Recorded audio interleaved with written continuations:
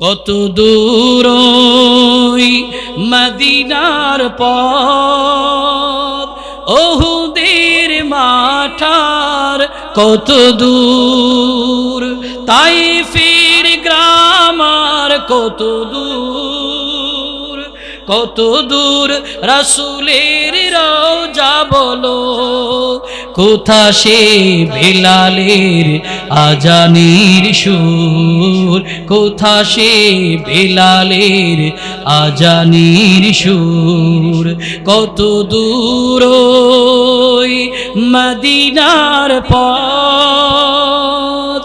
তাইফের মাঠার কত দূর, হেরার গুহা বলো কত দূরে, আমিনার বাড়িটা কোন সুদূরে, কোথা সে বেলালের আজানের সুর, কোথা সে বেলালের আজানের সুর।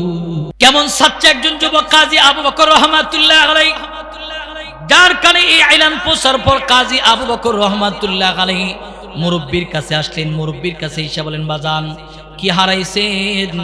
মুরব্বি বলতেছে, বাজান রে, আমার বাড়ি সুদূর, অনেক দূর, আমি সফর করে মক্কায় আসলাম, আমি একটা স্বর্ণের ব্যাগ হারাইছি, এই ব্যাগের ভিতরে টাকা আছে, স্বর্ণের একটা হার আছে।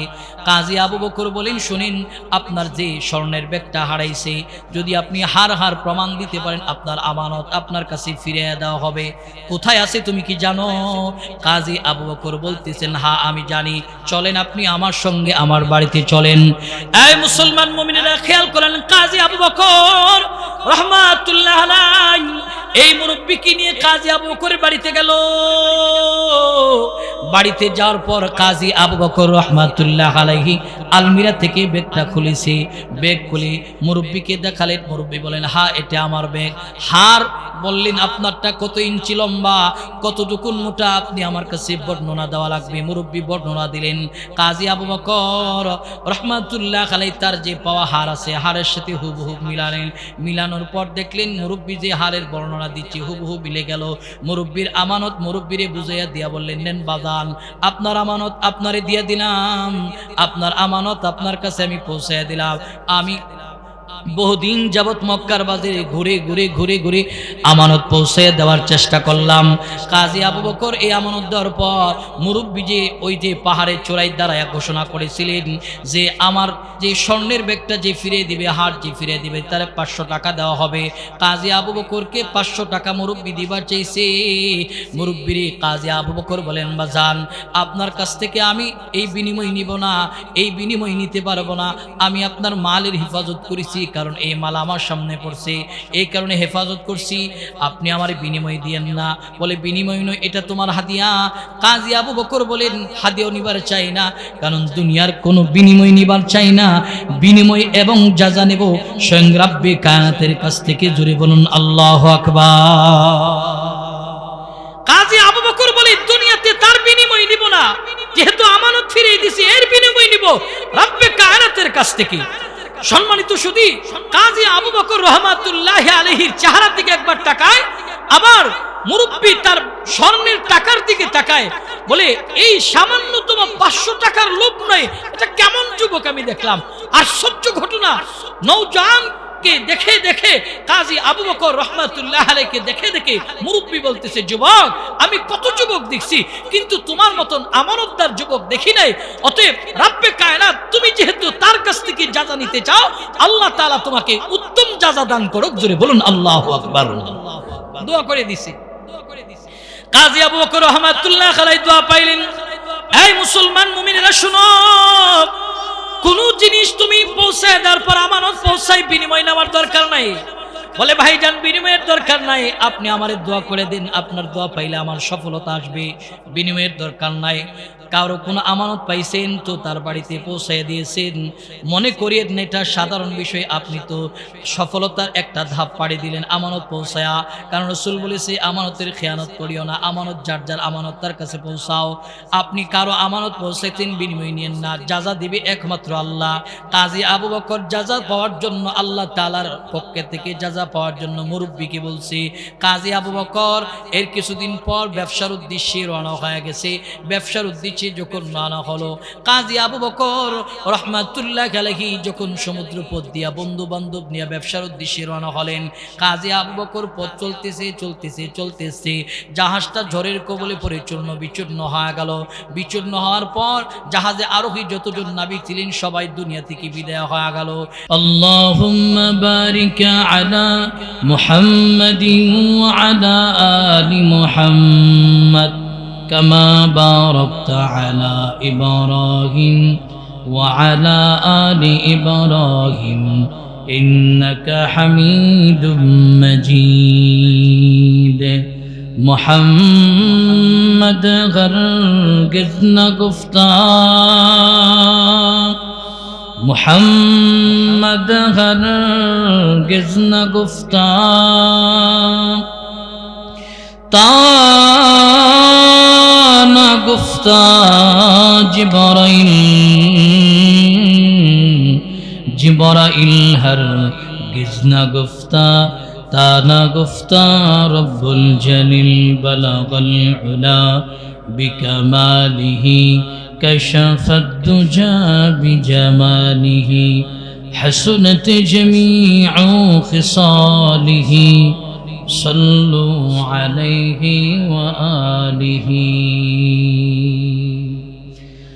আলহামদুলিল্লাহ। ঐতিহ্যবাহী সিরাজনগর জঙ্গলিসার পশ্চিমপাড়া সমাজ কল্যাণ যুবক সংগঠন কর্তৃক আয়োজিত সকল মুর্দাগানের রুহের মাগফিরাত কামনায় সপ্তম বার্ষিকী আজিমুস শান ওয়াজ ও দোয়ার মাহফিলের চলমান অধিবেশনের চলমান রজনীর মোহতারাম সম্মানিত সভাপতি, মঞ্চে উপস্থিত জাতির মাতার মকর, জাতির শ্রেষ্ঠ সন্তান হযরত কাসেম নানু তবি হুসাইন আহমদ মদনী রহিমাহুল্লাহের সুযোগ্য উত্তরসূরি বুজুর্গ উলামা হযরত আজিজ তোলাবা সম্মুখনে উপস্থিত দিন প্রিয় ইসলাম প্রিয় মুরব্বিনে আওয়াম সমবয়সী আমার কলিজার টুকরা যুবক বন্ধুগণ, স্নেহের ছোট ভাই পর্দার আড়ে অবস্থানরত শ্রদ্ধেয় সম্মানিতা মা ও বোনেরা, রব্বে কায়নাতের দরবারে আলিশানে শুকর আদায় করছি যে রব্বে কায়নাত আমাদেরকে দুনিয়াবী সমস্ত কর্মে ব্যস্ততা থেকে পিছনে ফেলে কোরআনের মজলিসে উলামায়ে কেরামের জবান থেকে গুরুত্বপূর্ণ দ্বীনি নসিহা শোনার জন্য কবুল এবং মঞ্জুর করেছেন। সেজন্য রব্বে কায়নাতের দরবারে আলিশানে শুকর আদায় করছি আলহামদুলিল্লাহ। সর্বোপরি শুকর যাদের অক্লান্ত পরিশ্রম আর মেহনতের বদৌলতে আজকের আজিমুস শান ইসলামী মহাসম্মেলন, বিশেষ করে এই এলাকার যুবক বৃন্দ, আইম্মে মাসাজিদ, উলামায়ে কেরাম, চাকরিজীবী, দিন মজদুর, রাজনীতিবিদ, প্রবাসী ভাই, সর্বশ্রেণীর মানুষ যারা মহতি আয়োজনের জন্য নিজেদের সবটুকু দিয়ে চেষ্টা এবং সহযোগিতা করেছেন, আল্লাহ পাক রব্বুল আলামিন সকলের মেহনতকে কবুল এবং মঞ্জুর করে ইহকালীন জীবন শান্তি, পরকালীন জীবন মুক্তির ফয়সালা করে দেখ। সকলে বলুন আমিন। লক্ষ কোটি দুরুদ ও সালাম বিশ্বমানবতার কান্ডারি, বিশ্বমানবতার উদ্দিন দিশারি হযরত মুহাম্মদ মুস্তাফা সকলে পড়ুন সাল্লাল্লাহু আলাইহি ওয়াসাল্লামের উপর। সম্মানিত সুধী, আমি আপনাদের খেদমতে মহাপবিত্র বাণী কোরআনুল কারীম থেকে 114 সূরার ভিতরে হিফজুল কোরআনে যে সূরাটা 4th নম্বরে স্থান পেয়েছেন, জায়গা পেয়েছেন, সূরাতুন নিসা 176 আয়াত বিশিষ্ট সূরা থেকে 57 নম্বর আয়াতে কারীম থেকে একটু অংশ তিলাওয়াত করেছি। নবী আলাইহিস সালাতু ওয়াস সালামের অসংখ্য অগণিত হাদিসের অমীয় ভান্ডার থেকে একটু হাদিস তিলাওয়াত করেছি। কর্তৃপক্ষ থেকে যতটুকু সময় আমার জন্য নির্ধারিত রয়েছে এর ভিতরে গুরুত্বপূর্ণ কিছু আলোচনা হবে। রব্বে কায়নাত প্রতিটি কথার উপরে আমাদের আমল করা তৌফিক দান করুক। সকলে বলুন আমিন।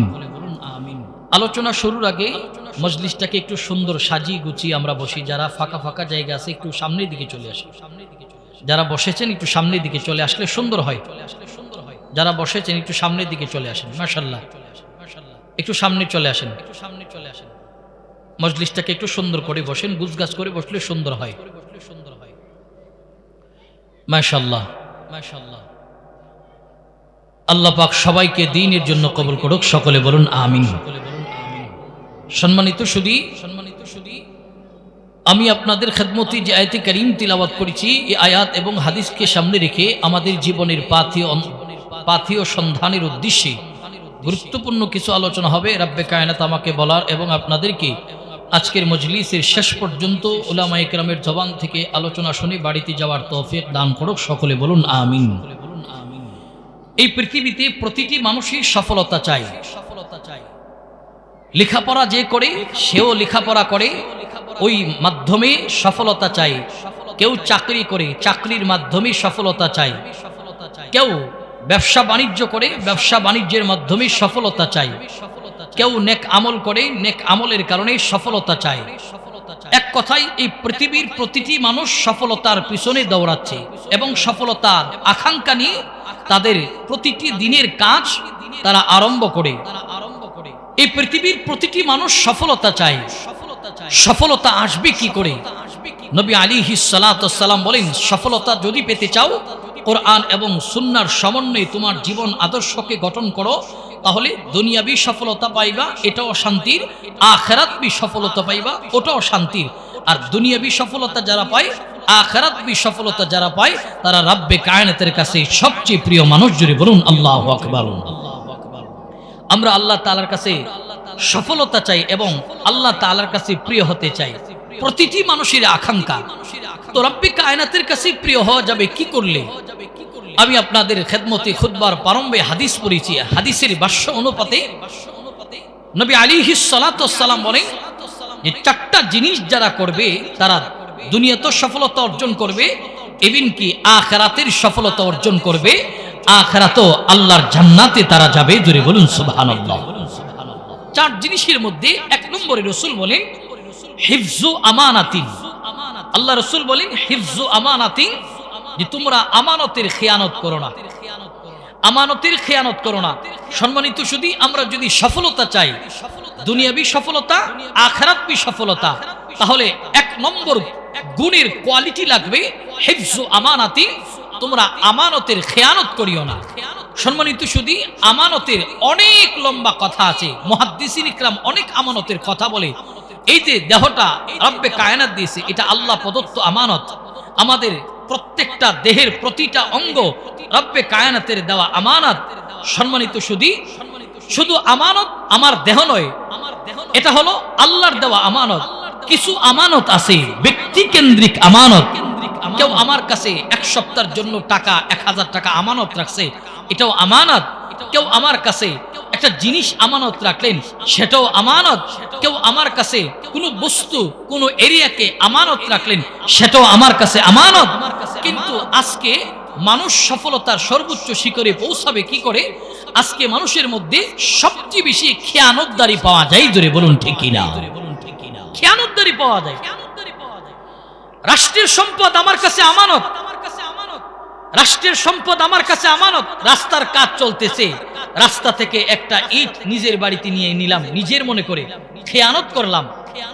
এই যে অনেক ক্ষেত্রে দেখা যায় নৌজওয়ানরা ব্যাডমিন্টন খেলতেছে, ব্যাডমিন্টন খেলতে গিয়া রাষ্ট্রের আমানত বৈদ্যুতিক হাই ভোল্টেজের তার থেকে একটা লাইন কানেকশন দিয়ে তারা লাইট ব্যবহার করলো, এটা রাষ্ট্রের সম্পদের খেয়ানত করলো। মাসআলা হলো এটা রাষ্ট্রের সম্পদ, এর একটা গভর্নমেন্ট রয়েছে, এরপরে নির্দিষ্ট ব্যক্তি রয়েছে, কর্তৃপক্ষ রয়েছে। কর্তৃপক্ষের অনুমতি ব্যতীত এই যে জিনিস আমি ব্যবহার করলাম, বিশেষ করে এই শীতের রজনীতে যুবকরা শারীরিক চর্চার জন্য ব্যাডমিন্টন খেলে।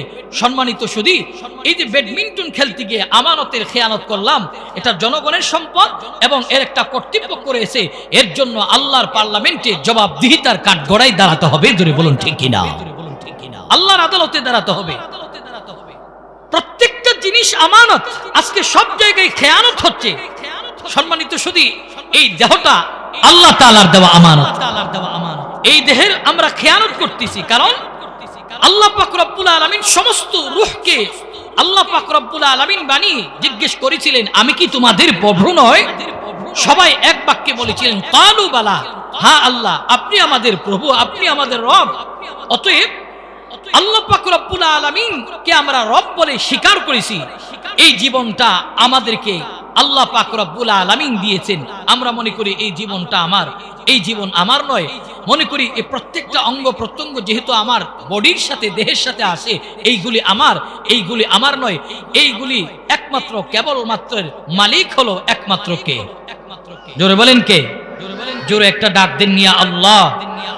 ইমানের আওয়াজে ডাক দেন। বিবাড়িয়ার মানুষ এত নিচু কণ্ঠে আওয়াজ দিলে হবে না, ডাক দেন ইয়া আল্লাহ, করেন সুবহানাল্লাহ ওয়ালহামদুলিল্লাহ ওয়ালা ইলাহা ইল্লাল্লাহু আল্লাহু আকবার।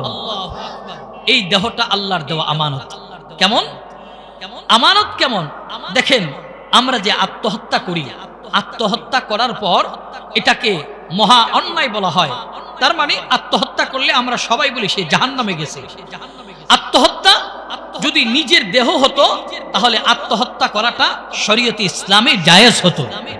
যদি এই দেহটা আমার নিজের হতো, কিন্তু এই দেহটার একজন মালিক আছে, এই মালিক আমাদেরকে এই দেহটা দিয়েছে। সম্মানিত শুধু আপনি যদি এটাকে একজনকে দলিল করে দেন, আমার কথাটা বুঝবেন, দলিল করে যদি দেন যে এই দেহটা তোমাকে দিলাম, তুমি আমাকে গুলি করে মেরে ফেলো, লিপিবদ্ধ করে দিলেন, এরপরও শরিয়া এটাকে জায়েজ পদ্ধতি বলে নাই, কারণ এটার একজন মালিক আছে। আপনি শত লিখে দিল, এটার মালিক আপনায়, আমি নয়। সম্মানিত যদি আজকে আমাদের দেশে কিছু সুশীল আছে, এরা মারা যাওয়ার আগে এদের দেহটাকে লেবের মধ্যে দান করে দেওয়া যায়। মানে যারা শরীর দেহ নিয়ে রিচার্জ করবে, হসপিটালে এই দেহটা দান করে দিয়ে যায় যে আমি মারা গেলে এই দেহটা অমুক হসপিটালের লেবে আমি দান করে গেলাম, এটা গবেষণার স্বার্থে। এটা কার দেহ? বলে আল্লাহর দেওয়া দেহ। আপনি কেন দান করবে? দান করার কোনো অধিকার নাই, কারণ এটা আল্লাহর দেওয়া আমানত। আল্লাহর দেওয়া আমানতকে সঠিক জায়গায় যারা ব্যবহার করে তারা আমানতের রক্ষা করলো, আর যারা সঠিক জায়গায় ব্যবহার করবে না তারা খেয়ানতদারি করলো। আর খেয়ানতদার যারা, রাসূল বলেন লা ঈমানা লিমান লা আমানাতা লাহু, যার মধ্যে আমানতদারি নেই তার ঈমান নাই। অতএব বেঈমান হয়ে মারা গেল, অতএব বেঈমান হয়ে মারা গেলে সে সফলতা পাইল না। যে আমানতদারি রক্ষা করে গেল সে সফলতা পাইল। তার জন্য রব্বে কায়নাতের জান্নাত আল্লাহ তৈরি করে রেখেছেন। ধরে বলুন সুবহানাল্লাহ। আজকে সর্ব জায়গায় খেয়ানত চলতেছে। রাষ্ট্রের সম্পদ, দেশের সম্পদ, ব্যক্তিগত সম্পদ, আল্লাহর দেওয়া সম্পদ, খেয়ানত চলতেছে। আমানতের হিফাজত নাই। আমানতের হিফাজত আগেকার জমানায় কেমন ছিল? সম্মানিত শুধু এক নওজোয়ান প্রয়োজন মুআফিক তার একটা জমি বিক্রি করছে। খেয়াল করেন, জমি বিক্রি করার পর যেই মানুষ তার জমিটা ক্রয় করেছে, এই জমিতে কিছুদিন পর বাড়ি বানাতে গিয়া গর্ত খনন করলেন। গর্ত খনন করার পর হঠাৎ করে তাকায় দেখলেন মাটির একটা কলসি বের হয়েছে। মাটির কলসিটা কাগজ দিয়া বাধাই করা। এই কাগজের বাঁধনটা খোলার পর তাকায় দেখলেন কলসির ভিতরে সোনা দানা ভরপুর। কারণ তৎকালীন সময়ের মানুষের ব্যাংকিং এর কোনো ব্যবস্থা ছিল না। আগেকার মানুষগুলি মাটির হাড়ি পাতিলকে টাকা পয়সা স্বর্ণ অলংকার রাখার একটা সিন্ধুক হিসেবে ব্যবহার করতেন। যেই মাত্র ওই মুরব্বী স্বর্ণের কলস পাইছে, চিন্তা করলেন এই সম্পদটা কার? বলে যার কাছ থেকে বাড়ি ক্রয় করেছি নিশ্চয়ই তার সম্পদ, অতএব তার আমানত তার কাছে পৌঁছে দিতে হবে। আগেকার জামানার মানুষেরা আমানতের কিভাবে হেফাজত করত? আজকে রাস্তায় 1000 টাকা পাইলে এটারে জায়েজ করার অনেক পদ্ধতি আমি আপনি বের করি। রাস্তায় কোনো জিনিস পাইলে এটারে জায়েজ করার পদ্ধতি বের করি, অথচ এটা ব্যক্তিকেন্দ্রিক আমানত। আমানতের হেফাজত করা আমার আপনার দায়িত্ব, খেয়ানত করা আমার আপনার দায়িত্ব নয়। যার যার আমানত তার কাছে পৌঁছে দিতে হবে। তাহলে আমি 1 নম্বর সফলতার সর্বোচ্চ শিখরে পৌঁছবো। ওই নওজোয়ান এই কলস পায়া দৌড়ায়া এই কলসি নিয়ে যার কাছ থেকে বাড়ি খরিদ করেছিল তার কাছে গেছে। গিয়া বললেন, সালাম দিয়া, ভাইজান এই যে কলসিটা আপনার জায়গায় পেয়েছি, এটা আপনার আমানত, আপনি নিয়ে নেন। বলতেছে আমি তোমার কাছে যেরকম করে আমার জমিন বিক্রি করেছি তাহতাস সারা, জমির নিচে যা আছে সব কিছু, সোনা দানা খনি পদার্থ যা কিছু আছে সব কিছুই তোমার কাছে আমি বিক্রি করছি, তো এটা তোমার জিনিস, তুমি নিয়ে যাও। জোরে বলুন সুবহানাল্লাহ। আমাদের জমানায় যদি এটা হইতো, খবর পাইরে যেইভাবে হোক এটারে জায়েজ করার পদ্ধতি আমরা করতাম। হ্যাঁ বেটা এটা আমার, যদি না দিত মাথায় আঘাত করতাম। কিন্তু কত সুন্দর ছিল সে আদর্শ। বলতেছে তোমার আমানত, তোমার কাছে বিক্রি করছি, নিয়ে যাও, এতে আমার কোনো দাবি নেই। নওজোয়ান বলতেছে না, তোমার আমানত তুমি রেখে দাও, তুমি রেখে দাও। বলে না, তোমার আমানত তুমি নিয়ে নাও। এই মুসলমান মুমিনেরা খেয়াল করে নিন, দুই নওজোয়ানের মধ্যে ধাক্কা ধাক্কি আরম্ভ হলো। কলস নিয়ে বললেন তোমার আমানত তুমি নাও। এইভাবে ঝগড়া আরম্ভ হয়ে গেল। দুইজন মিলে পরামর্শ করলেন এই কলস নিয়ে ধাক্কা ধাক্কি করার দরকার নাই।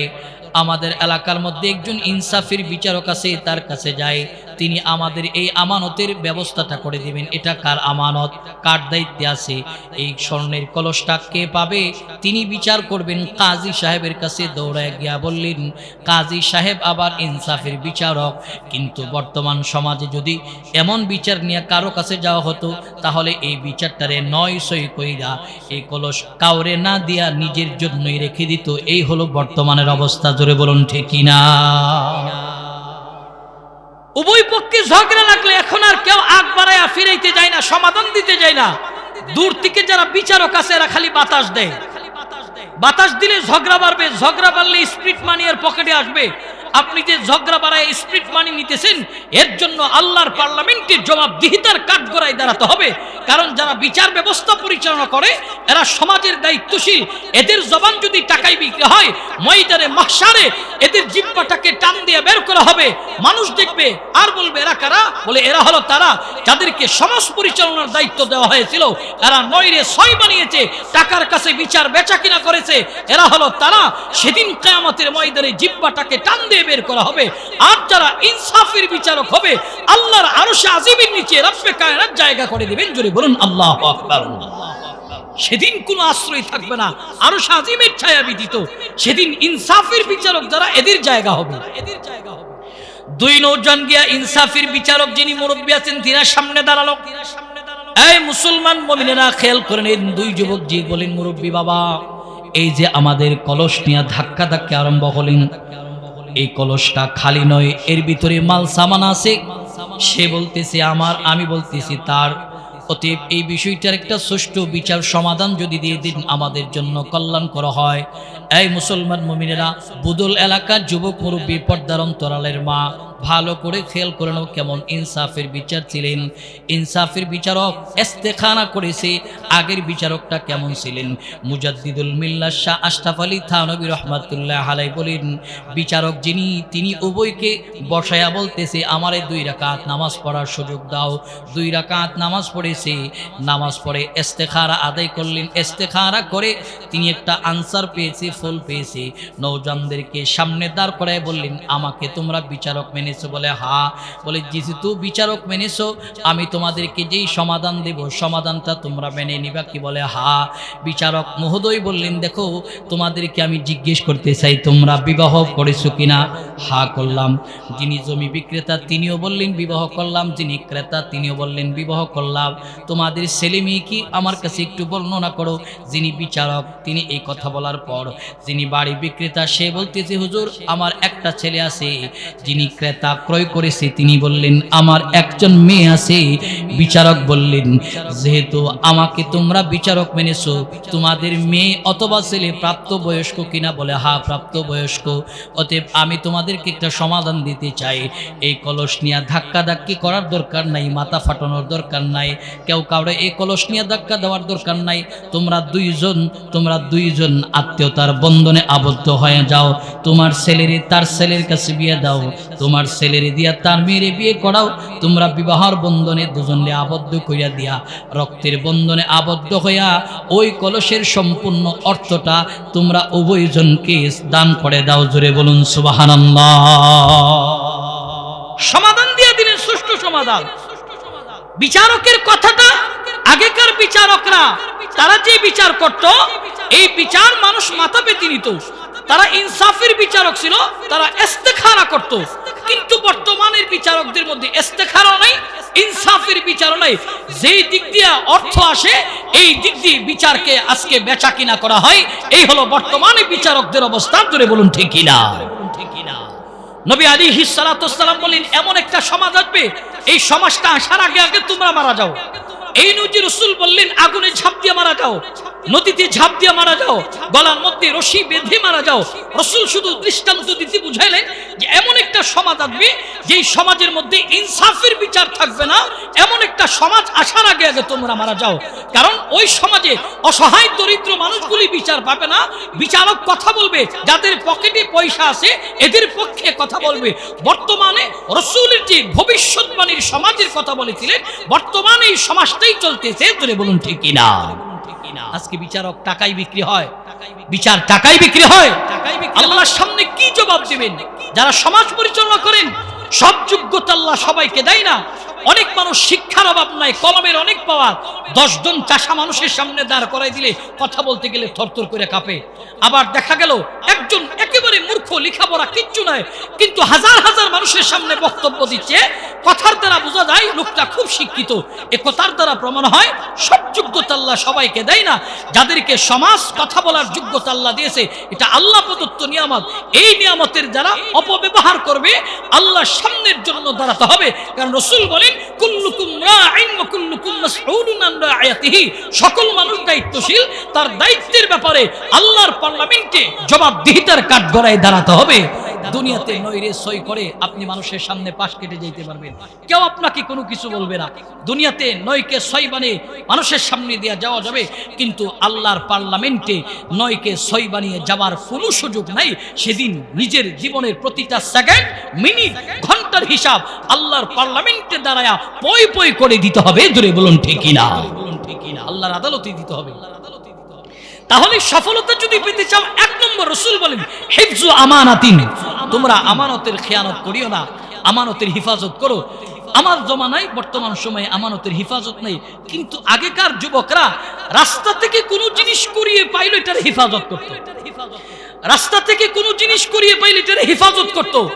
বর্তমানে রাস্তা থেকে কোনো জিনিস কুড়িয়ে পাওয়ার পর এর হিফাজত আমরা করতে পারি না, এর খেয়ানত করি, নিজের মনে করে আমরা ব্যবহার করি। কিন্তু আগের জামানায় রাস্তা থেকে কুড়িয়ে পাওয়া জিনিসেরও হিফাজত ছিল। মুহতারাম হাজরিন, 3 দিনের ক্ষুধার্ত মক্কার বাজারে একজন নওজোয়ান ঘুরতেছে, যার নাম হলো কাজী আবু বকর রহমাতুল্লাহি আলাইহি। 3 দিনের ক্ষুধার্ত মানুষ মক্কার বাজারে ঘুরতেছে। এমন সময় কাজী আবু বকর রহমাতুল্লাহি আলাইহি টাকার একটা থলে পেয়েছে, ব্যাগ পাইলেন। টাকার থলেটা পায়া কাজী আবু বকর রহমাতুল্লাহি আলাইহি এই থলের মুখটা খুললেন। খোলার পর কাজী আবু বকর রহমাতুল্লাহি আলাইহি তাকায় দেখলেন এই থলেটা একেবারে স্বর্ণ অলংকার, টাকা পয়সায় ভরপুর। তবে এই স্বর্ণ অলংকার ভরপুর, এর ভিতরে চমৎকার একটা সোনার হার রয়েছে। কাজী আবু বকর রহমাতুল্লাহি আলাইহি এই স্বর্ণের টাকা এবং স্বর্ণের হার পায়া মক্কার বাজারে তালাশ করতেছে। কে এই টাকাটা হারালো, এই স্বর্ণের হারটা হারালো। তিনি উঁচা পাহাড়ে দাঁড়ায়া এলান করে প্রতিদিন, এমন করে অনেক দিন অতিবাহিত হয়ে গেল, কেউ তার এই পয়সার থলেটা নিতে আসলেন না, হাতটা নিতে আসলেন না। কাজী আবু বকর তালাশি আছে। হঠাৎ করে একদিন দেখে মক্কার বাজারে একজন বয়োজ্যেষ্ঠ মুরব্বী, তার বাড়ি সুদূর, অনেক পথ পাড়ি দিয়া সে মক্কায় আসছে সফরে। সে পাহাড়ের উঁচু টিলায় দাঁড়ায় এলান করতেছে, এই মক্কার যুবকেরা, তোমাদের কাছে কি আমার একটা থলে পেয়েছো? তোমাদের কাছে কি আমার একটা স্বর্ণের হার পৌঁছেছে? আমি মক্কার বাজারে একটা স্বর্ণের হার হারিয়েছি, একটা থলে হারিয়েছি। যদি কেউ পেয়ে থাকো, যদি আমার কাছে পৌঁছায়া দাও, তাহলে তোমাদেরকে 500 স্বর্ণের টাকা আমি উপহার হিসাবে দেব। জোরে বলুন আল্লাহু আকবার। উপহার ঘোষণা করছে কাজী আবু বকর রহমাতুল্লাহ আলাইহি। কেমন সাচ্চা একজন যুবক কাজী আবু বকর রহমাতুল্লাহ আলাইহি, যার কানে এই আইলান পৌঁছার পর কাজী আবু বকর রহমাতুল্লাহ আলাইহি মুরব্বির কাছে আসলেন। মুরব্বির কাছে এসে বলেন, বাজান কি হারাইছেন?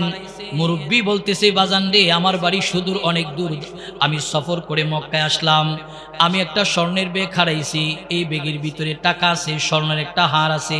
কাজী আবু বকর বলেন, শুনেন, আপনার যে স্বর্ণের ব্যাগটা হারাইছে, যদি আপনি হার প্রমাণ দিতে পারেন, আপনার আমানত আপনার কাছে ফিরিয়ে দেওয়া হবে। কোথায় আছে তুমি কি জানো? কাজী আবু বকর বলতেছেন, হ্যাঁ আমি জানি, চলেন আপনি আমার সঙ্গে আমার বাড়িতে চলেন। এই মুসলমান মুমিনেরা খেয়াল করেন, কাজী আবু বকর রহমাতুল্লাহ আলাইহি এই মুরব্বিকে নিয়ে কাজী আবু বকরের বাড়িতে গেল। বাড়িতে যাওয়ার পর কাজী আবু বকর রহমাতুল্লাহ আলাইহি আলমিরা থেকে ব্যাগটা খুলেছে। ব্যাগ খুলে মুরব্বিকে দেখালেন। মুরব্বি বলেন, হ্যাঁ এটা আমার ব্যাগ। হার বললেন, আপনারটা কত ইঞ্চি লম্বা, কতটুকু মোটা, আপনি আমার কাছে বর্ণনা দেওয়া লাগবে। মুরব্বি বর্ণনা দিলেন। কাজী আবু বকর রহমাতুল্লাহ আলাইহি তার যে পাওয়া হার আছে, হারের সাথে হুবহু মিলালেন। মিলানোর পর দেখলেন মুরব্বি যে হারের বর্ণনা দিচ্ছে হুবহু মিলে গেল। মুরব্বির আমানত মুরব্বিরে বুঝাইয়া দিয়া বললেন, নেন বাজান, আপনার আমানত আপনারে দিয়া দিলাম, আপনার আমানত আপনার কাছে আমি পৌঁছাইয়া দিলাম। আমি বহুদিন যাবত মক্কার বাজারে ঘুরে আমানত পৌঁছে দেওয়ার চেষ্টা করলাম। কাজী আবু বকর এই আমানত দেওয়ার পর মুরব্বী যে ওই যে পাহাড়ের চূড়ায় দাঁড়ায় ঘোষণা করেছিলেন যে আমার যে স্বর্ণের ব্যাগটা যে ফিরিয়ে দিবে, হার যে ফিরিয়ে দিবে, তার 500 টাকা দেওয়া হবে। কাজী আবু বকরকে 500 টাকা মুরব্বী দিবার চাইছে। মুরব্বীরে কাজী আবু বকর বলেন, বাজান আপনার কাছ থেকে আমি এই বিনিময় নিব না, এই বিনিময় নিতে পারবো না। আমি আপনার মালের হেফাজত করেছি, কারণ এই মাল আমার সামনে পড়ছে, এই কারণে হেফাজত করছি। আপনি আমার বিনিময় দিয়েন না। বলে বিনিময় নয়, এটা তোমার হাদিয়া। কাজী আবু বকর বলেন, হাদিয়া নিবার চাই না, কারণ দুনিয়ার কোনো বিনিময় নিবার চাই না। বিনিময় এবং যাজা নেব স্বয়ং রাব্বে কায়নাতের কাছ থেকে। জোরে বলুন আল্লাহু আকবার। কাজী আবু বকর বলে, দুনিয়াতে তার বিনিময় নিব না, যেহেতু আমানত ফিরিয়ে দিছি, এর বিনিময় নিব রাব্বে কায়নাতের কাছ থেকে। সম্মানিত সুধী, কাজী আবু বকর রহমাতুল্লাহি আলাইহির চেহারার দিকে একবার তাকায়, আবার মুরব্বী তার স্বর্ণের টাকার দিকে তাকায়, বলে এই সামান্যতম 500 টাকার লোভ নয়, এটা কেমন যুবক আমি দেখলাম। আশ্চর্য ঘটনা, নওজোয়ানকে দেখে দেখে কাজী আবু বকর রহমাতুল্লাহি আলাইহিকে দেখে দেখে মুরব্বী বলতেছে, যুবক আমি কত যুবক দেখছি, কিন্তু তোমার মতন আমানতদার যুবক দেখি নাই। অতএব রাব্বে কায়নাত তুমি যেহেতু তার কাছ থেকে যাজা নিতে চাও, আল্লাহ তাআলা তোমাকে উত্তম যাজা দান করুক। জোরে বলুন আল্লাহু আকবার। দোয়া করে দিছি। কাজী আবু বকর রহমাতুল্লাহি আলাইহি দোয়া পাইলেন। এই মুসলমান মুমিনেরা শুনো, কোন জিনিস তুমি পৌঁছায় দেওয়ার পর আমানত পৌঁছাই, বিনিময় নেওয়ার দরকার নাই। বলে ভাইজান বিনিময়ের দরকার নাই, আপনি আমারে দোয়া করে দিন, আপনার দোয়া পাইলে আমার সফলতা আসবে। বিনিময়ের দরকার নাই। কারো কোনো আমানত পাইছেন তো তার বাড়িতে পৌঁছায় দিয়েছেন, মনে করিয়েন না এটা সাধারণ বিষয়, আপনি তো সফলতার একটা ধাপ পাড়ি দিলেন আমানত পৌঁছায়া। কারণ রাসূল বলেছে, আমানতের খেয়ানত করিও না, আমানত যার যার আমানত তার কাছে পৌঁছাও। আপনি কারো আমানত পৌঁছাইতেন, বিনিময় নিয়েন না, যাজা দিবে একমাত্র আল্লাহ। কাজী আবু বকর যাজা পাওয়ার জন্য আল্লাহ তাআলার পক্ষ থেকে যাজা পাওয়ার জন্য মুরব্বীকে বলছে। কাজী আবু বকর এর কিছুদিন পর ব্যবসার উদ্দেশ্যে রওনা হয়ে গেছে।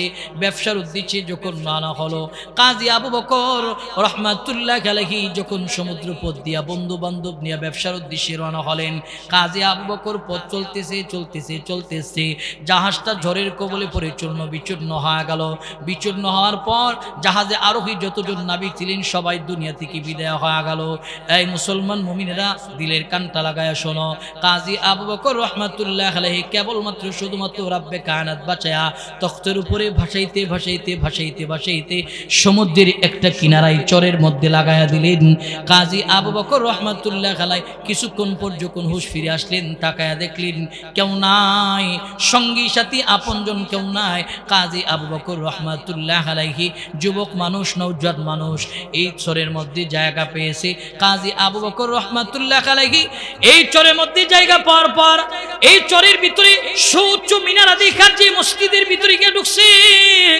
এই মুসলমান মুমিনেরা খেয়াল করো, কাজী আবু বকর রাহমাতুল্লাহি আলাইহি মসজিদের ভিতরে ঢুইকা আজান হয়েছে। আজান হওয়ার পর নামাজ আদায় করেছে। মসজিদে অবস্থান, মসজিদে তিলাওয়াত করে, মসজিদে নামাজ আদায় করে। এই অবস্থা দেখিয়া এলাকার সব মানুষ কাজী আবু বকর রাহমাতুল্লাহি আলাইহির পরিচয় জানবার চাইছে। কাজী আবু বকর রাহমাতুল্লাহি আলাইহি, এই নওজোয়ান কোথায় তোমার বাড়ি বলো? এই মুসলমান মুমিনেরা দিলের কানটা লাগে শুনো। কাজী আবু বকর বলেন, সুদূর মক্কাতুল মুকাররমায় আমার বাড়ি। বলে এখানে কেমনে আসলা? বলে ব্যবসার উদ্দেশ্যে সিরিয়াতে যাইতেছিলাম ব্যবসা করার জন্য, জাহাজ নিয়ে যাইবার ছিলাম, জাহাজটা জ্বরের কবলে পড়ে চূর্ণ বিচূর্ণ হয়ে গেল। আরোহী সব নাবিক দুনিয়া থেকে বিদায় হয়েছে, আমার বন্ধু বান্ধব বিদায় হয়ে গেল। কেবলমাত্র শুধুমাত্র রাব্বে কায়নাত আমারে বাঁচিয়ে তোমাদের এই চরে হাজির করে দিছে। অতএব আমার এই চরে তোমার একটু জায়গা থাকার ব্যবস্থা করে দাও। কাজী আবু বকর রাহমাতুল্লাহি আলাইহি আরবের যুবক, আবার হাফিজুল কোরআন, কোরআনের হাফিজ কাজী আবু বকর রাহমাতুল্লাহি আলাইহি মসজিদের মধ্যে মানুষটি নামাজের তালকিন দেয়, মানুষটি দিন শিখায়।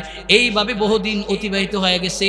অতিবাহিত হওয়ার পর মুসল্লিরা গিয়া বলেন, কাজী আবু বকর আপনি তো বহুদিন হয়ে গেছে এই চরের ভিতরে, যেহেতু মক্কায় আর ফিরে যাবেন না, অতএব আপনার প্রাপ্ত বয়সও যখন হয়েছে বিবাহর দরকার, বলে হ্যাঁ। আপনি যদি সম্মতি দেন, আমাদের এই এলাকার একজন দিনদার ছিলেন ব্যক্তি, যিনি আমাদেরকে দিন শিখাইতেন, ইসলাম শিখাইতেন, তার একটা মেয়ে আছে, আপনি যদি সম্মতি দেন তার মেয়ের জন্য প্রস্তাব দেব। কাজী আবু বকর রহমাতুল্লাহ আলাইহি বলেন, ঠিক আছে, আমার ইস্তেখারা করার সময় দিয়া দাও। এই মুসলমান মুমিনেরা খেয়াল করে নেন, কাজী আবু বকর রহমাতুল্লাহ আলাইহি বলেন, ঠিক আছে, ইস্তেখারার সময় দাও। ইস্তেখারা করে কাজী আবু বকর গিয়া বলেন, ঠিক আছে, বিবাহের প্রস্তাব দিতে পারো। বিবাহের প্রস্তাব নিয়ে ওই হুজুরের বাড়িতে গেলেন, গিয়া বিবাহের প্রস্তাব দিয়া দিল। আপন আত্মীয় স্বজনের কাছে প্রস্তাব দেওয়ার পর প্রস্তাব অ্যাকসেপ্ট করলেন। পাত্রকে বলে, আমাদের মসজিদের ইমাম। নাম কি তার? বলে কাজী আবু বকর। তার বাড়ি কোথায়? বলে তার বাড়ি মক্কায়। সে এখন আমাদের এই এলাকায় থাকবে, আর মক্কায় ফিরে যাবে না। প্রস্তাব অ্যাকসেপ্ট করে কাজী আবু বকর রহমাতুল্লাহ আলাইহির সঙ্গে বিবাহ বন্ধনে আবদ্ধ হলো। এই মুসলমান মুমিনেরা, বিবাহ বন্ধনে আবদ্ধ হওয়ার পর কাজী আবু বকর রহমাতুল্লাহ আলাইহি বিবাহর প্রথম রাত, ফুলসজ্জার রাত, যখন বিবির কাছে গেছে, বিবির কাছে যাওয়ার পর বিবির চেহারা থেকে যখন ঘুমটা উঠাইছে, বিবির চেহারার দিকে নজর দিবে, কিন্তু চেহারার দিকে নজর না গিয়া কাজী আবু বকর রহমাতুল্লাহ আলাইহি নজর গিয়েছে তার গলার হাড়ের দিকে। স্বর্ণের একটা হাড় দেখা যায়, চকচকা করতেছে।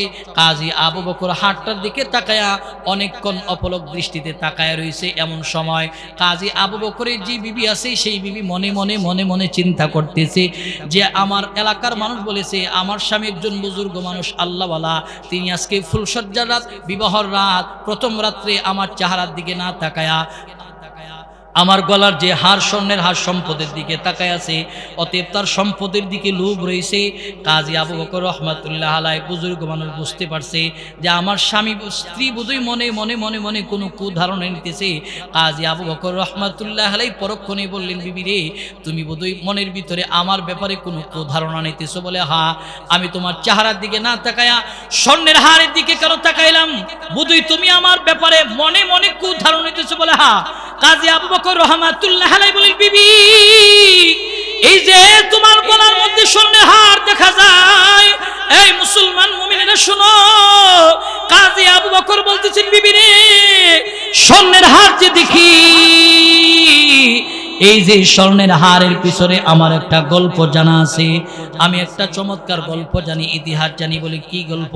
বলে গল্প জানি, এই যে স্বর্ণের হার, এই স্বর্ণের হারটা আমি সুদূর অনেক দিন আগে মক্কার বাজারে পেয়েছিলাম।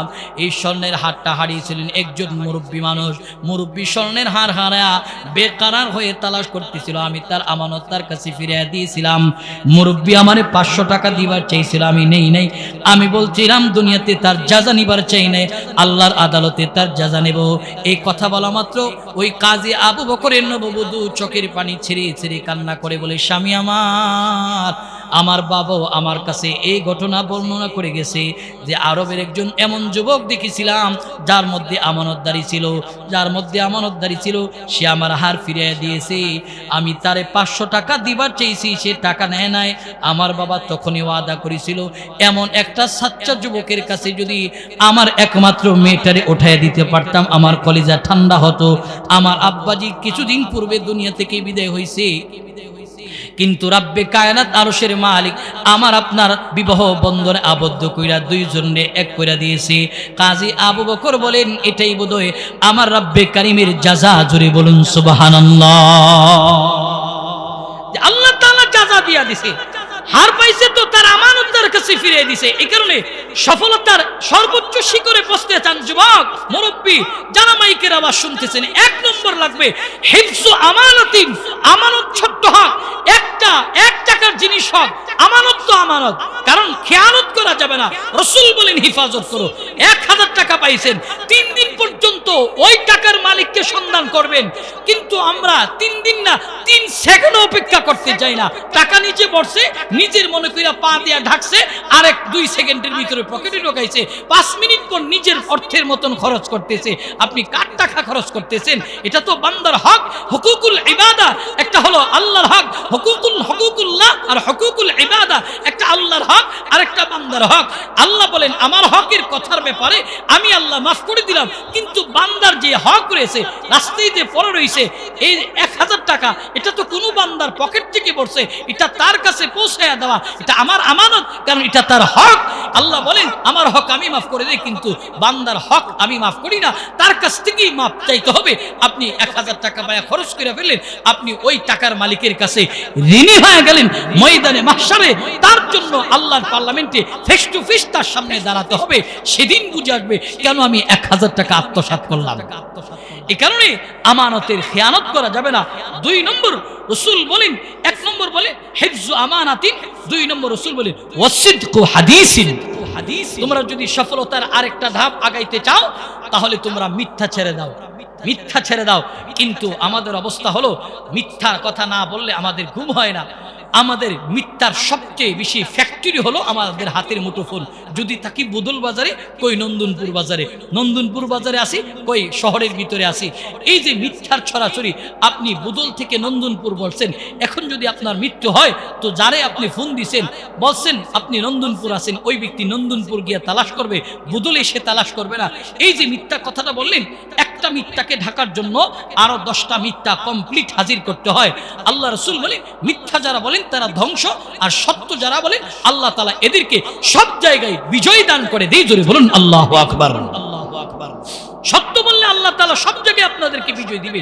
বিবির সাথে সত্য কথা বলেন, ভাইয়ের সাথে সত্য কথা বলেন, বাবার সাথে সত্য কথা বলেন, পাড়া প্রতিবেশী সবার সাথে সত্য কথা বলেন।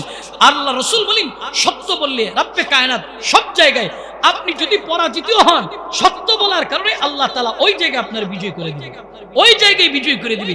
সম্মানিত শুধু ভারতবর্ষে হিন্দু মুসলিমদের মধ্যে একটা সরকারি খাসের ভূমি নিয়ে ঝগড়া চলতেছিলেন, বহুদিন যাবৎ ঝগড়া চলতেছে। তো এই জায়গাটার মধ্যে সকালবেলা হিন্দুরা গিয়া মন্দিরের সাইনবোর্ড লাগায়, বিকেলবেলা মুসলমানরা গিয়া মসজিদের সাইনবোর্ড টানায়। এই নিয়ে তুমুল ঝগড়া চলতেছে। হিন্দুরা গিয়া জাস্টিস বিচারকের কাছে কোর্টে মামলা দায়ের করেছে। বিচারক বললেন ঠিক আছে, তোমাদের এই জিনিসটার সমাধান দেওয়া হবে। তোমাদের এলাকার সবচেয়ে বয়োজ্যেষ্ঠ মুরব্বী যিনি, তিনাকে নিয়ে আসবো আমার দরবারে। তিনি যার পক্ষে কথা বলবেন, জবানবন্দি দিবেন, তার পক্ষে এই সরকারি খাসের ভূমিটা দেওয়া হবে। কে আগে থেকে এই সরকারি খাসের ভূমি দখলদার, যদি তিনি বলেন তার পক্ষে রায় পেশ করা হবে। কারণ মুরব্বীরা এলাকার সমস্ত জমি জমার খবর তারা বলতে পারে, কারণ তারা অনেক আগে এসেছে। এলাকার বয়োজ্যেষ্ঠ মুরব্বীদের কাছে বসলে অনেক অতীতের তথ্য পাওয়া যায়, যেইগুলি আমরা শুনে আশ্চর্য হয়। অনেক মুরব্বীদের কাছে বলবেন, এরা এমন এমন তথ্য দিবে যে তথ্যের কথা আমরা চিন্তা করতে পারি না। ঠিক আমাদের সময়ে আমরা যেগুলি পেয়েছি, কিছুদিন পর আমাদের যারা জেনারেশন আসবে এদের কাছে যখন আমরা বসবো, এদের কাছে যখন আমরা বলবো, তখন এই কথাগুলি এদের কাছে স্বপ্নের মতো মনে হবে। সম্মানিত শুধু ঠিক কাজী ওই নৌজান হিন্দু সম্প্রদায়ের সবাই গিয়ে কোর্টে মামলা দায়ের করছে। বললেন যে তোমাদের এলাকার সবচেয়ে মুরব্বী যিনি, ইনাকে নিয়ে আসো। সবচেয়ে মুরব্বী তালাশ করতে গিয়ে হিন্দু মুসলিমরা একত্রে এলাকার মধ্যে কাজ করতেছে। কাজ করতে করতে তারা হযরত জাকারিয়া কান্দলবী রহমাতুল্লাহি আলাইহির আব্বাজি হযরত মাওলানা ইয়াহইয়া কান্দলবী রহমাতুল্লাহি আলাইহিকে পাইছে। পাওয়ার পর মুসলমানরা খুব খুশি, কারণ একজন মুসলিম পাইছে। মুসলিম তো মুসলমানদের পক্ষে কথা বলবে। ইয়াহইয়া কান্দলবী রহমাতুল্লাহি আলাইহিকে নিয়ে জাস্টিস বিচারকের সামনে দাঁড় করাইছে। বিচারকের সামনে দাঁড় করার পর বিচারক বলতেছে, বাবা বলুন তো দেখি, এই যে সরকারি ভূমিটা নিয়ে হিন্দু মুসলিমদের মধ্যে দ্বন্দ্ব, এই জমিটা কার? তখন ইয়াহইয়া কান্দলবী রহমাতুল্লাহ আলাইহি বলতেছেন, বিচারক মহোদয়, আমি সত্য নবী, সত্য উম্মত। আমার রাসূলও জিন্দেগিতে কোনোদিন মিথ্যা কথা বলে নাই, মিথ্যা জবানবন্দি দেয় নাই। আমি জাস্টিস বিচারকের সামনে দাঁড়াও সত্য কথা বলতেছি। যেই জমিটা নিয়ে হিন্দু মুসলিমদের মধ্যে বিরোধ চলতেছে, এই জমিটা হলো সর্বপ্রথম যারা দখল করেছে হিন্দু সম্প্রদায়ের ভাইরা। যেই মাত্র এই কথা জাস্টিস বিচারকের সামনে বলে, বিচারক এই কথার ভিত্তিতে রায় পেশ করলেন, যাও এই জায়গাটা আজ থেকে হিন্দুদের মন্দিরের নামে দেওয়া হলো। যেই মাত্র মন্দিরের নামে রায় পেশ করছে, মুসলিমরা ইয়াহইয়া কান্দলবী রহমাতুল্লাহি আলাইহিকে অকাত্য ভাষায় গালমন্দ আরম্ভ করতেছে। হ্যাঁ, মৌলভী সাবরে নিলাম আমাদের পক্ষে কথা বলার জন্য, তিনি হিন্দুদের পক্ষে রায় পেশ করে দিছে, ঘোষণা করে দিছে, কথা বলে দিছে। কাজটা কি ঠিক করলেন? অকাত্য ভাষায় গালমন্দ করতেছে, এত বিশ্রী ভাষায় গালি দিতেছে। ইয়াহইয়া কান্দলবী প্রতিটা গালি শুনেছে এবং ধৈর্য ধারণ করেছে। বিচারকের কাছ থেকে যাওয়ার পর এলাকায় তিনি মুখ দেখাইতে পারে না, সবাই তাকে নিয়ে কানাঘষা করে যে ইয়াহইয়া কান্দলবী কাজটা কি করলেন। 3 দিন পর্যন্ত উনি আত্মগোপনে দরজা লাগায়া আল্লাহর কাছে শুধু রুনানাজারি করেছে আর ক্রন্দন করেছে। সম্মানিত শুধু 3 দিন যাবত উনি ঘর থেকে বের হয় না। গভীর রাত্রে ইনি একদিন তাহাজ্জুদের ওযু বানানোর জন্য উঠলেন। তাহাজ্জুদের ওযু বানানোর জন্য যখন উঠলেন এমন সময় ইয়াহইয়া কান্দলবী রাহমাতুল্লাহ আলাইহি তাকায়া দেখলেন তার বাড়ির উঠোনের মধ্যে মানুষের পায়ের আওয়াজ শোনা যায়, শব্দ শোনা যায়। মুসলমান মুমিনেরা খেয়াল করেন, ইয়াহইয়া কান্দলবী রাহমাতুল্লাহ আলাইহি ভয় আতঙ্কের মধ্যে পড়ে গেলেন। না জানি আমার বাড়ি ঘর লুট করার জন্য মুসলিমরা চলে এসেছে, আগুন ধরিয়ে দেওয়ার জন্য আসলেন। গভীর রাত, ইয়াহইয়া কান্দলবী বড় টেনশনে পড়ে গেল। সত্য কথা বলছি, হিন্দুদের পক্ষে জমি চইলা গেছে, এই কারণে যদি মুসলমানরা গভীর রাত্রে আসলে আমার বাড়িঘর জ্বালায়া দেওয়ার জন্য ইয়াহইয়া কান্দলবী রাহমাতুল্লাহ আলাইহি টেনশন আর ভয় নিয়া দরজা খুলছে। দরজা খোলার পর দেখলেন এই এলাকার সমস্ত হিন্দু সম্প্রদায়ের লোকেরা ইয়াহইয়া কান্দলবী রাহমাতুল্লাহ আলাইহির বাড়ির উঠানের মধ্যে। ইয়াহইয়া কান্দলবী রাহমাতুল্লাহ আলাইহি বলেন, এই হিন্দু সম্প্রদায়ের বাইরে শোনো, আমি তো তোমাদের পক্ষে জবানবন্দি দিয়া দিলাম। আমার সহজাতি ভাইয়েরা আমার আক্রান্ত কইরা কথা বলতেছি, তোমরা কেন আমার বাড়িতে আসছো? তোমরা কি আমার ঘর বাড়িতে আক্রমণ করার জন্য আসলে নাকি? ইয়াহইয়া কান্দলবী রাহমাতুল্লাহ আলাইহি বলতেছেন, হুজুর আমরা আপনার ঘর বাড়ি ভাঙার জন্য আসি নাই, জ্বালানোর জন্য আসি নাই। কেন আসলা? বলে, আমরা দেখেছি আপনি মুসলিম হয়েও মুসলমানদের পক্ষে কথা বলেন নাই, আমাদের হিন্দুদের পক্ষে সত্য জবানবন্দি দিলেন। আপনি দেখেছি আপনি সাচ্চা নবীর আশিক নবীর কথা বললেন। অতএব যেই নবীর আদর্শ আখলাক আপনি গ্রহণ করেছেন, যে আদর্শের উপরে আপনারা চলেন, যে আদর্শের উপরে থেকেও ন্যায্য অধিকারের কথা মানুষের বলে হিন্দুদের পক্ষে কথা বলেছেন। অতএব আমরা উদ্বুদ্ধ হয়েছি, এই যে আমাদের সব পঞ্চায়েত আপনার কাছে এসেছি, আপনার হাতে হাত রেখে আজকে আমরা কালিমা পড়ব, ওই ধর্মে হয় ধর্মান্তরিত হব, ওই ধর্মে প্রবেশ কইরা রাসূলুল্লাহর সেই আখলাক আমরা মেনে চলবো।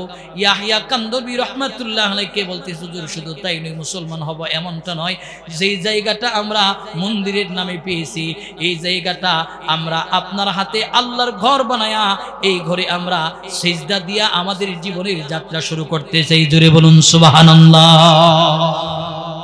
সত্য বলার কারণে বিজয় দান করছে। এই কারণে আল্লাহ রাসূল বলে, আস-সিদকু ইনজি ওয়াল কিযবু ইহলিক। আল্লাহ রাসূল বলেন, সত্য মানুষকে বিজয় দেয় আর মিথ্যা মানুষকে ধ্বংস করে। ওই জায়গায় ইয়াহইয়া কান্দলবী কিন্তু মিথ্যা কথা বলতে পারতেন, মুসলমানদের পক্ষে কথা বলতে পারতেন, কিন্তু ওই জায়গায় সত্য বলছে। কিন্তু আমাদের অবস্থা হলো আমরা মিথ্যা কথা বলি বেশি, সত্য কথা বলি না। মুসলমান যদি সফলতার আরেক ধাপ আপনি এগিয়ে যেতে চান, আল্লাহ রাসূল বলেন যে তোমরা সত্য বলো, সত্য বলো, মিথ্যা ছেড়ে দাও। সম্মানিত শুধু আল্লাহ রাসূল 3 নম্বরে বলেন, আল্লাহ রাসূল 3 নম্বরে বলেন যে তোমরা আখলাকি হও, আখলাকি হও।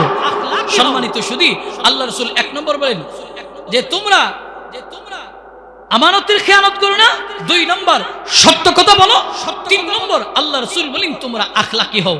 এই গুণটা তোমরা অর্জন করো যদি সফলতা অর্জন করতে চাও, রব্বে কায়নের কাছে তোমরা সফলতার সর্বোচ্চ শিখরে পৌঁছাতে চাও। 1 নম্বর হিফজ আমানাতিন, 2 নম্বর ওয়াসিদকু হাদিসিন ওয়া হুসনু খুলিকাতিন। রাসূল বলেন 3 নম্বর তোমাদের আখলাক, খুলুকে আজিমের যে আখলাক চরিত্র, এটা তোমরা গ্রহণ করো। সম্মানিত শুধু আমরা দাবি করি শ্রেষ্ঠ নবীর উম্মত, নবীর সাথে জান্নাতে যাওয়া আমাদের সকলের মাকসাদ, নবীর সাথে আমরা জান্নাতে যেতে চাই। কিন্তু নবীর সাথে যে জান্নাতে যাব সে আখলাক আমরা গ্রহণ করতে পারলাম না। আজকে রাসূলুল্লাহর যে চমৎকার আখলাক ছিল সে আখলাক গ্রহণ করতে পারলাম না।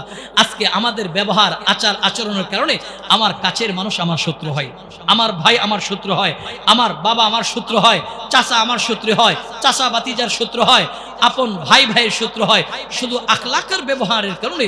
এই কারণে রাসূল বলেন ওয়া হুসনু খুলিকাতিন, তোমাদের আখলাককে সুন্দর করো। আখলাক যাদের সুন্দর, আখলাক যাদের সুন্দর, আল্লাহ তাআলার কাছে তারা যেমন প্রিয়, মানুষের কাছেও প্রিয়, এবং রাসূলুল্লাহর আখলাক গ্রহণ করার কারণে তারা কালিমা ঘোষিত পতাকার নিচে থেকে আল্লাহর জান্নাতে যাবে। জোরে বলুন সুবহানাল্লাহ। আল্লাহর জান্নাতে যাবে আখলাক যাদের সুন্দর। আগেকার জামানায় আখলাক কেমন সুন্দর ছিল, শুধু এতটুকু বলি আমার রাসূলের আখলাক কত সুন্দর ছিল। আল্লাহ রাসূলের আখলাক।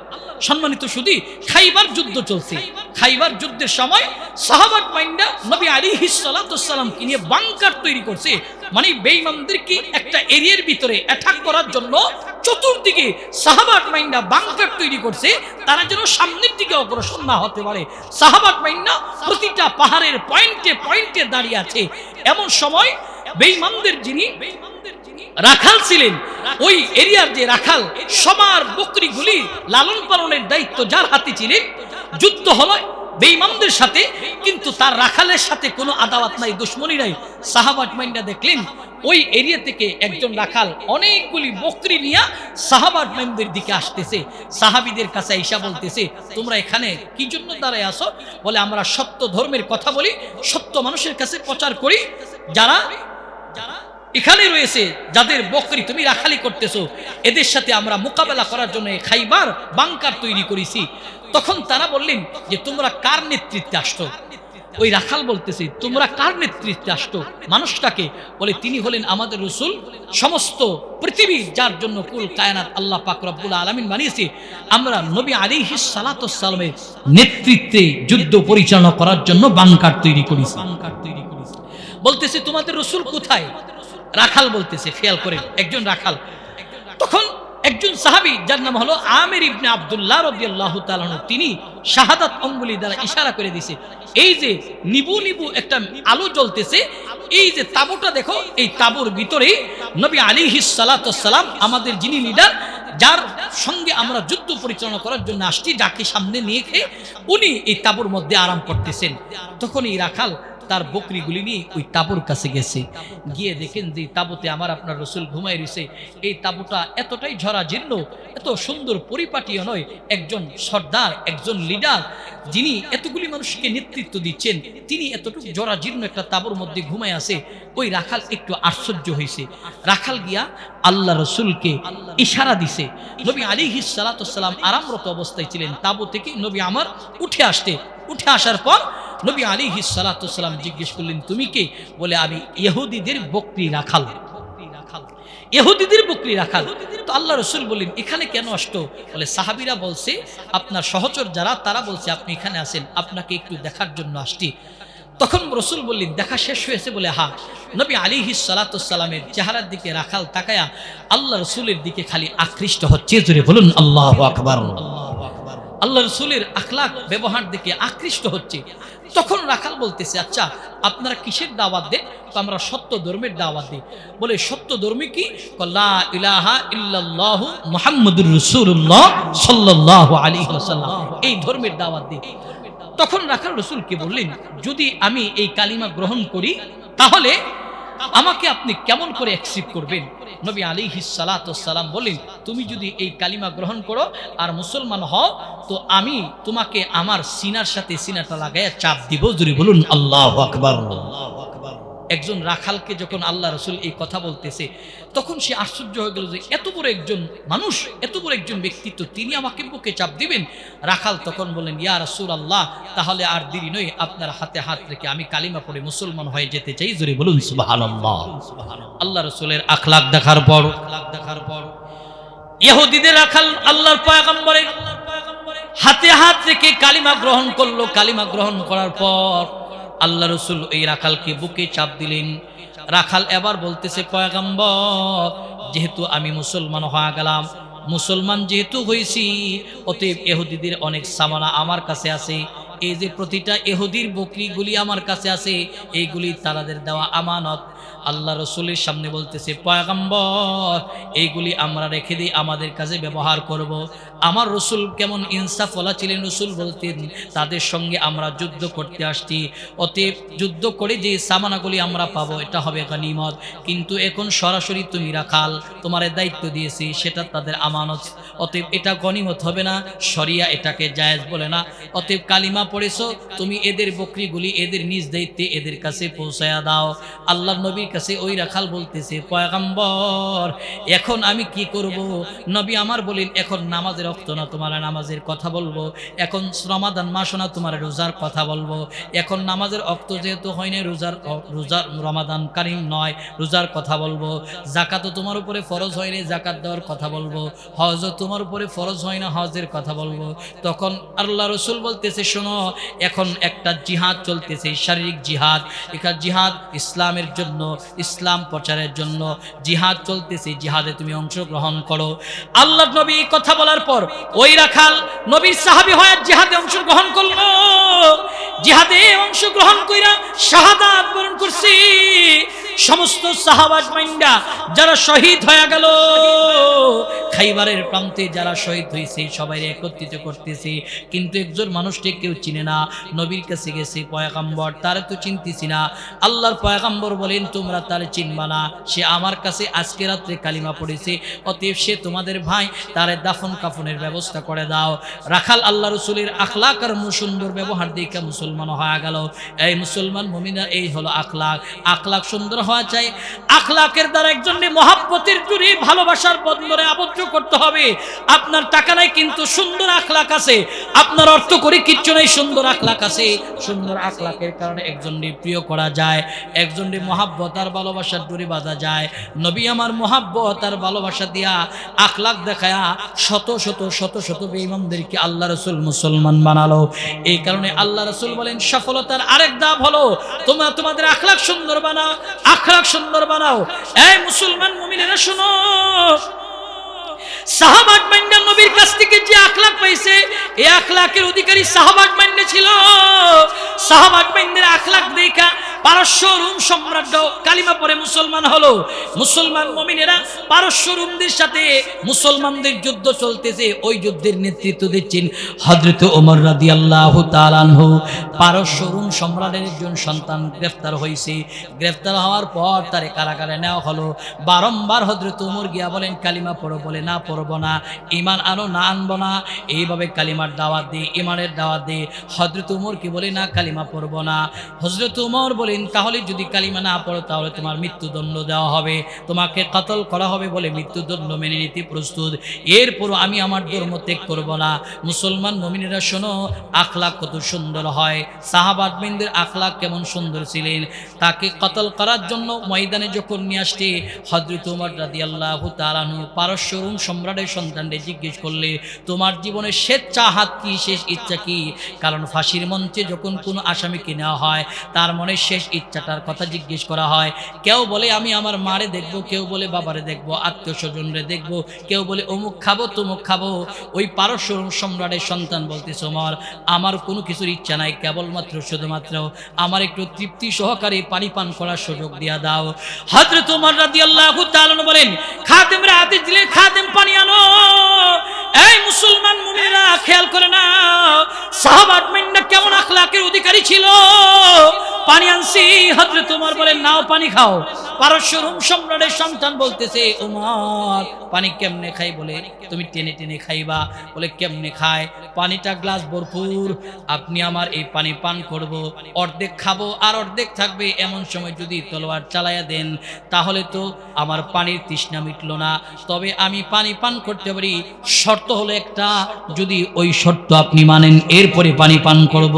এই মুসলমান মুমিনেরা খেয়াল করো, যুবক মুরব্বী, পর্দার অন্তরালের মা, আখলাকে পয়গম্বরের আদর্শ কত সুন্দর ছিলেন। হযরতে ওমর বললেন ঠিক আছে তুমি বলো কি করলে তুমি পানি পান করবা। পারস্য রোম সম্রাটের সন্তান ওমরে বলতেছে ওমর আপনি আমার সঙ্গে সঙ্গে ওয়াদা করতে হবে যে আমি পারস্য রোম সম্রাটের সন্তান, যতক্ষণ পর্যন্ত এই পেয়ালার পানি সম্পূর্ণ পান না করব ততক্ষণ পর্যন্ত আপনি আমাকে হত্যা করতে পারবেন না। এই ওয়াদা যদি আপনি করেন তাহলে আমি পানি পান করব, আর না হয় পান করব না। হযরত ওমর পারস্য রোম সম্রাটের সন্তানরে বললেন ঠিক আছে আমি ওয়াদা দিলাম তুমি যতক্ষণ পর্যন্ত এই গ্লাসের পানি পান না করবা ততক্ষণ পর্যন্ত তোমাকে আমি কতল করব না। জোরে বলুন আল্লাহু আকবার। যেই মাত্র হযরত ওমর বলেন কতল করব না, পারস্য রোম সম্রাটের সন্তান হাতের পানির গ্লাস নিতে চাইছে।